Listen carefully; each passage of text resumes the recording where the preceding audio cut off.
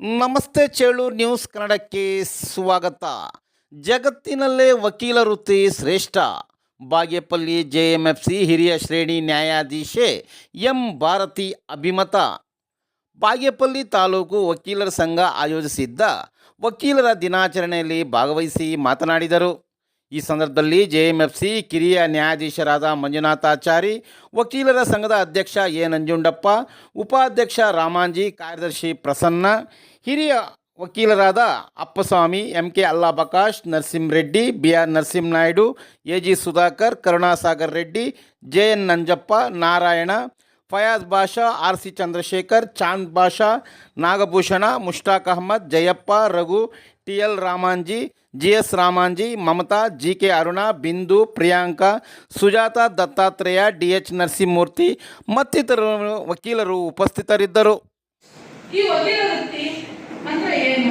ವಕೀಲ ಅಂದ್ರೆ ಯಾರು ನಾವು ತಿಳ್ಕೋಬೇಕು. ವಕೀಲರು ಅಂದ್ರೆ ಯಾವ ವ್ಯಕ್ತಿ ಸಾಮಾನ್ಯ ವ್ಯಕ್ತಿಯ ಸ್ವಾತಂತ್ರ್ಯ ಹರಣ ಆಗದಂತೆ ಕಾಪಾಡ್ತಾರೋ ಅವನೇ ವಕೀಲ. ಭಾರತದ ಸೈನಿಕ ಭಾರತದ ಗಡಿಯಲ್ಲಿ ಏನಾದರೂ ತೊಂದರೆ ಬಂದರೆ ನಮ್ಮ ಭಾರತ ದೇಶವನ್ನ ಯಾವ ರೀತಿ ಕಾಪಾಡ್ತಾರೆ, ಅದೇ ರೀತಿ ವಕೀಲರು ಕೂಡ ಸಮಾಜದಲ್ಲಿ ಇರ್ತಕ್ಕಂತಹ ವ್ಯಕ್ತಿಗಳಿಗೆ ಏನಾದರೂ ಸ್ವಾತಂತ್ರ್ಯ ಹರಣ ಆದರೆ ಅದನ್ನು ಸ್ವಾತಂತ್ರ್ಯ ಹರಣ ಆಗದಂತೆ ನೋಡಿಕೊಳ್ಳುವಂತಹ ವ್ಯಕ್ತಿ ವಕೀಲರು ಅಂತ ನಾವು ಹೇಳ್ಬೋದು. ಈ ವಕೀಲ ವೃತ್ತಿ ಅಂತಕ್ಕಂಥದ್ದು ಒಂದು ನೋಬೆಲ್ ಪ್ರೊಫೆಷನ್. ಬೇರೆ ಯಾವುದೇ ಒಂದು ಪ್ರೊಫೆಷನ್ಗೆ ನಾವು ನೋಬೆಲ್ ಪ್ರೊಫೆಷನ್ ಅನ್ನೋದಿಲ್ಲ, ಆದರೆ ನಮ್ಮ ವಕೀಲ ವೃತ್ತಿಗೆ ಮಾತ್ರ ನೋಬೆಲ್ ಪ್ರೊಫೆಷನ್ ಅಂತ ನಾವು ಕರಿತೀವಿ. ಈ ವಕೀಲ ವೃತ್ತಿಯನ್ನ ನಾವು ಮಹಾ ಶ್ರೇಷ್ಠವಾದ ವೃತ್ತಿ ಅಂತ ಹೇಳಲಿಕ್ಕೆ ಇಷ್ಟಪಡ್ತೀನಿ. ಕಾರಣ ಏನು? ಸ್ವಾತಂತ್ರ್ಯ ಪೂರ್ವವನ್ನ ನೋಡಿದಾಗ ಭಾರತದ ಸ್ವಾತಂತ್ರ್ಯ ಸಂಗ್ರಾಮದಲ್ಲಿ ಭಾಗವಹಿಸಿದಂತ ಎಲ್ಲ ಸ್ವಾತಂತ್ರ್ಯ ಹೋರಾಟಗಾರರು, ಮಹನೀಯರೆಲ್ಲ ಮುಖಾಂತವಾಗಿದ್ದವರೇ ವಕೀಲರು. ಹಾಗಾಗಿ ವಕೀಲ ವೃತ್ತಿ ಅಂತಕ್ಕಂಥದ್ದು ಬರೀ ಪವಿತ್ರವಾದಂತಹ ವೃತ್ತಿ ಅಂತ ನಾವು ಹೇಳ್ಬೋದು. ಜೊತೆಗೆ ನಮ್ಮ ಭಾರತದ ಸಂವಿಧಾನವನ್ನ ರಚಿಸಿದಂತಹ ಭಾರತ ರತ್ನ, ವಿಶ್ವ ರತ್ನ ಡಾಕ್ಟರ್ ಬಾಬಾ ಸಾಹೇಬ್ ಅಂಬೇಡ್ಕರ್ ಕೂಡ ಒಬ್ಬ ವಕೀಲರಾಗಿದ್ರು ಅಂತ ನಾವು ಈ ಸಂದರ್ಭದಲ್ಲಿ ನೆನಪಿಸ್ಕೋಬೇಕಾಗುತ್ತೆ. ಅಷ್ಟೇ ಅಲ್ಲ, ನಮ್ಮ ಭಾರತದ ಹಿರಿಮೆಯನ್ನ ಪ್ರಪಂಚಾದ್ಯಂತ ಸಾರಿದಂತಹ ಮಹಾನ್ ವ್ಯಕ್ತಿ ವಿವೇಕಾನಂದ ಸ್ವಾಮೀಜಿಯವರು ಕೂಡ ವಕೀಲರ ಒಬ್ಬ ಮಗ. ಅವರು ಕೂಡ ನಮ್ಮ ವಕೀಲ ಬಂಧುಗಳೇ ಆಗ್ತಾರೆ. ಸೊ ಹಾಗಾಗಿ ಅಷ್ಟೇ ಅಲ್ಲ, ನಮ್ಮ ಮಹಾತ್ಮ ಗಾಂಧೀಜಿಯವರು ಸ್ವಾತಂತ್ರ್ಯಕ್ಕಾಗಿ ಹೋರಾಟ ಮಾಡಿದ ಮಹಾತ್ಮ ಗಾಂಧೀಜಿಯವರು ಕೂಡ ವಕೀಲರಾಗಿದ್ರು.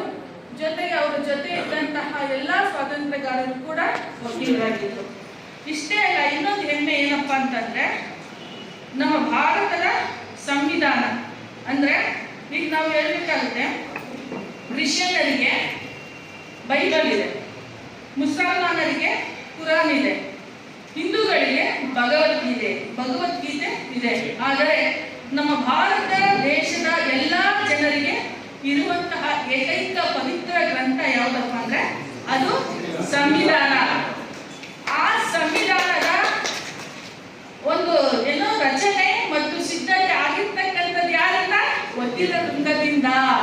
ಸೊ ಹಾಗಾಗಿ ನಾವು ನಿಜವಾಗಿಯೂ ಕೂಡ ವಕೀಲ ವೃತ್ತಿ ಅಂತಕ್ಕಂಥದ್ದು ಪವಿತ್ರವಾದ ವೃತ್ತಿ.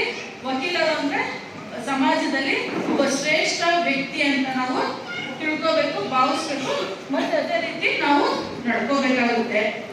ಸೊ ಯಾಕೆಂದ್ರೆ ನಮ್ಮ ಭಾರತದ ಸಂವಿಧಾನವನ್ನ ವೈದ್ಯ ವೃಂದದಿಂದ ಆಗಿಲ್ಲ, ವೈದ್ಯರ ಪ್ರೊಫೆಷನ್ ಇಂದ, ಇಂಜಿನಿಯರ್ ಪ್ರೊಫೆಷನ್ ಇದ್ದಾರೆ, ಅವ್ರು ಮಾಡಿಲ್ಲ, ಆದ್ರೆ ನಮ್ಮ ವಕೀಲ ವೃಂದದವರು ಮಾಡಿದ್ದಾರೆ. ಸೊ ಹಾಗಾಗಿ ನೀವಿಲ್ಲದೆ ಅಂದ್ರೆ ವಕೀಲರಿಲ್ಲದೆ ನಮ್ಮ ಸಮಾಜದ ಸುವ್ಯವಸ್ಥೆ ನಡೆಯುವುದು ಕಷ್ಟ.